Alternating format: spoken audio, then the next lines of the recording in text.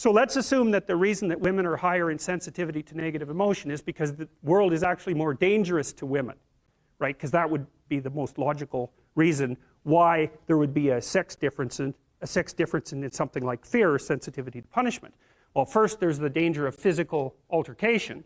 Second, there's the sexual danger. So women become sexually vulnerable at puberty. And why do I say vulnerable? Well, it's straightforward. It's because the cost of sex for women is way higher than it is for men. And it certainly has been throughout our evolutionary history.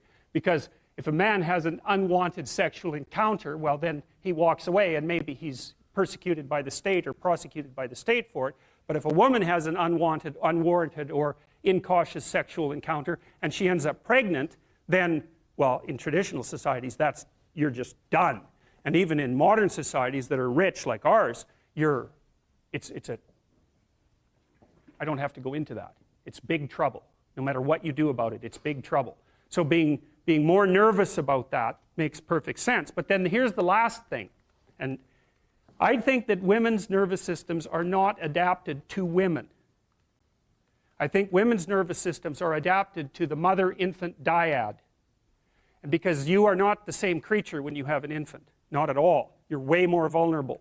And it's partly because you have to express the vulnerability of the infant and you also have to care for it, right? So you think about an infant, especially under 9 months. So let's say, how are you going to be wired up if you're going to optimally care for an infant under 9 months? And I'm saying under 9 months because women generally do the bulk of childcare for infants who are under 9 months old. And part of the reason for that, there's a whole host of reasons, but part of the reasons for that, obviously, is that they breastfeed. But imagine what you need to be wired up biologically in order to care for an infant. First of all, they're very demanding, right? Because they're completely helpless. And they're demanding 24 hours a day. And it's quite a emotional load. And an infant under 9 months is never wrong, right? What you do to an infant under 9 months is when they're in distress, you always respond. You never tell the infant, get your act together and stop whining, right? Which you can do, say, to a child that's 18 months old. You can start having that sort of conversation. But under 9 months, it's like nothing is the infant's fault. It's surrounded in an extraordinarily threatening world, and you have to be responsive to what it needs, regardless of what you want, and you have to be very sensitive to the threats that emerge in the environment. And so I think the price that women pay for that ability to have an intimate relationship with infants in the very earliest stages of development is that their nervous systems are actually wired so that they can perform that role optimally. And the disadvantage to that is that having a temperament like that doesn't work that well when you're dealing with adult men, especially when you're dealing with them in a business environment, because it's not the same thing. Not at all. It's a competitive environment. So, okay, so agreeable people are compassionate and polite. What are disagreeable people like? They're tough-minded, they're blunt, they're competitive, and they won't do a damn thing they don't want to do. So it isn't exactly that they're aggressive, although they will push you the hell out of their way if you're in the way. They're not like volatile like you are if you're high in neuroticism. It isn't defensive aggression. It's more like predatory aggression. It's dominance behavior. And so for someone who's highly disagreeable, they look at the world as a place in which they can compete and win. And I'll tell you a story. I have a friend. I gave him my personality test, the Big 5 aspect scale that Colin DeYoung developed in my lab. And I knew he was a disagreeable guy, and by interacting with him. I mean, he's even rude to people sort of spontaneously on the street. I actually like him quite a bit. He's very, very funny. He's also very conscientious, so you can trust him, but he's disagreeable as hell. And so I gave him this test because I thought it would be funny, and he came out as the most disagreeable person in 10,000. So reasonable in compassion, about 30th percentile, but like 0.001 in politeness. So he's extraordinarily blunt, and he'll just say absolutely anything, no matter how horrible it is. And he was often brought into corporations to sort of clean them up. So if a corporation was tilting and not doing well, they'd bring him in to find out who the useless people were and fire them. And I talked to him about that because I've had the opportunity to have to not have graduate students in my lab, for example, that weren't performing well, and I find it very, very difficult to, dress someone down, and certainly difficult to fire them. I just hate it because I'm actually quite an agreeable person, much to my chagrin. And I asked him about that, and I said, well, what do? You have to fire people all the time. How do you handle that? He says, handle it? I enjoy it. And I thought, wow, that's so interesting that someone would have that response. I said, well, what do you mean you enjoy it? He said, look, I go into these companies and I analyze the performance of groups of people, right? And in those groups, there are people who are really striving, really trying hard and working themselves really hard and being productive. And then there's these people that are just doing nothing. They're completely in the way. They don't carry their weight at all. They take advantage every chance they get. And they're always whining about why they can't work. It's like, I find out who they are, I call them into my office, and I tell them exactly what they've been doing. It's like, hit the road, buddy. You've had your run of it. And I thought, oh yeah, okay, fair enough.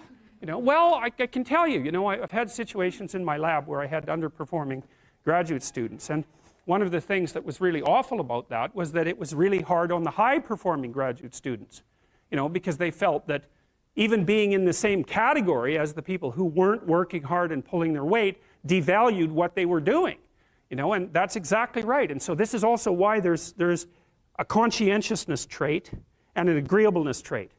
Because conscientious people judge you on your accomplishments, right? They don't give a damn about your feelings, not a bit. It's like, are you doing the work or not?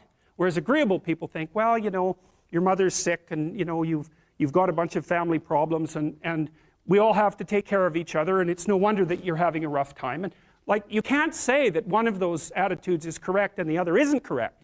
You can't say that. There wouldn't be those two dimensions if there wasn't something correct about both of them.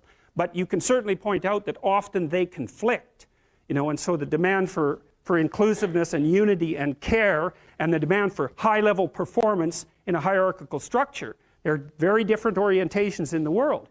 And so it's complicated for people who are agreeable and conscientious. And actually, I think often that large corporations and large institutions of any sort run on the unheralded labor of people who are high in agreeableness and high in conscientiousness, and they're disproportionately women. And my experience in large institutions has been that if you want to hire someone to exploit appropriately, no, not appropriately, if you want to hire someone to exploit productively, you hire middle-aged women who are hyper-conscientious and who are agreeable, because they'll do everything. They won't take credit for it and they won't complain. And that's nasty, and I think that happens all the time. And so one of the things you have to be careful of if you're agreeable is not to be exploited, because you'll line up to be exploited. And I think the reason for that is because you're wired to be exploited by infants. And so that just doesn't work so well in that actual world. And one of the things that happens very often in psychotherapy, people come to psychotherapy for multiple reasons, but one of them is they often come because they're too agreeable. And so what they get is so-called assertiveness training, although it's not exactly assertiveness that's being trained. What it is the ability to learn how to negotiate on your own behalf. And one of the things I tell agreeable people, especially if they're conscientious, is say what you think. Tell the truth about what you think. There's going to be things you think that you think are nasty and harsh. And they probably are nasty and harsh. But they're also probably true. And you need to bring those up to the forefront and deliver the message. And it's not straightforward at all, because agreeable people do not like conflict. Not at all. They smooth the water. And you can see why that is in accordance with the hypothesis that I've been putting forward. You don't want conflict around infants. It's too damn dangerous. You don't want fights to break out. You don't want anything to disturb the relative peace. And if you're also more prone to being hurt physically and perhaps emotionally, you're also maybe loath to engage in the kind of high-intensity conflict that will solve problems in the short term, because it takes a lot of conflict to solve problems in the short term. And if that can spiral up to where it's dangerous, which it can if it gets uncontrolled, it might be safer in the short term to keep the waters smooth and to not delve into those situations where conflict emerges. The problem with that is it's not a very good medium to long-term strategy, right? Because lots of times there are things you have to talk about because they're not going to go away.